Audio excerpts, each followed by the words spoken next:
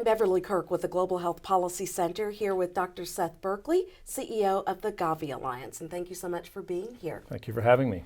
What's the significance of the GAVI replenishment this year?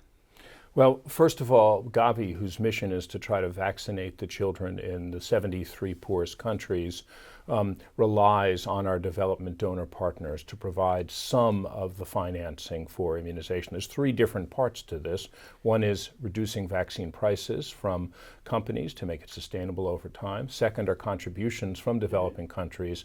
And third are funds from our development partners to help subsidize vaccines. And so this is going to be a critical period for GAVI, particularly because the next period, 16 to 20, will be the maximum amount of money GAVI is going to require, because after that, with graduating countries, the cost will come down. So what are the major goals for GAVI during this next 5-year period? So GAVI has had a remarkable introduction of many new vaccines. The key vaccines that protect against killers such as diarrhea, pneumonia, have been rolled out during this period, cervical cancer. So it's been a very important period. The challenge is getting the coverage of those vaccines up very high to reach that so-called fifth child who isn't standing with the other four, and also to deal with the issues of some countries that have low coverage, countries that are fragile and others. So this is going to be a challenging period to really bring home the vaccines and get them to the coverage levels they need to be. And how does this build on the current programs?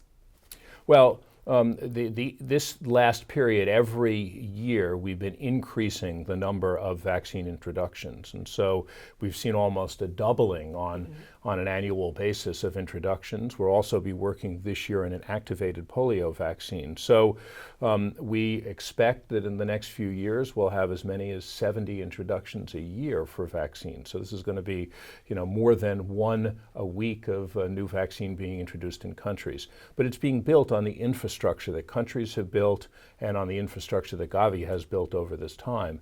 And again, the goal here is to keep children from getting sick. The idea is not to worry about any one illness. We want to worry about all of them. We want children to be able to live up to their full potential, and to do that, it means keeping them healthy.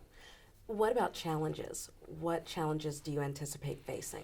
Well, the greatest challenge, of course, is we're working in some of the most difficult countries in the world, countries that are fragile, that are at war, that have poor infrastructure. So the challenge is, how do you build up infrastructure in those countries, understanding that you can't fix all the systems? And so on this, we work with our partners, WHO, UNICEF, the World Bank, but also civil society, private sector partners, to try to go ahead and help countries increase the capacity to be able to deliver. One of the critical areas we'll be focusing on in this next period is the supply chain. Turns out the supply chain for vaccines was built in the 60s, hasn't changed much. It's paper and pencil, and obviously there's a lot can be done to be able to modernize that and allow us to get vaccines more efficiently out to the children. Dr. Berkley, thank you so much. Thank you.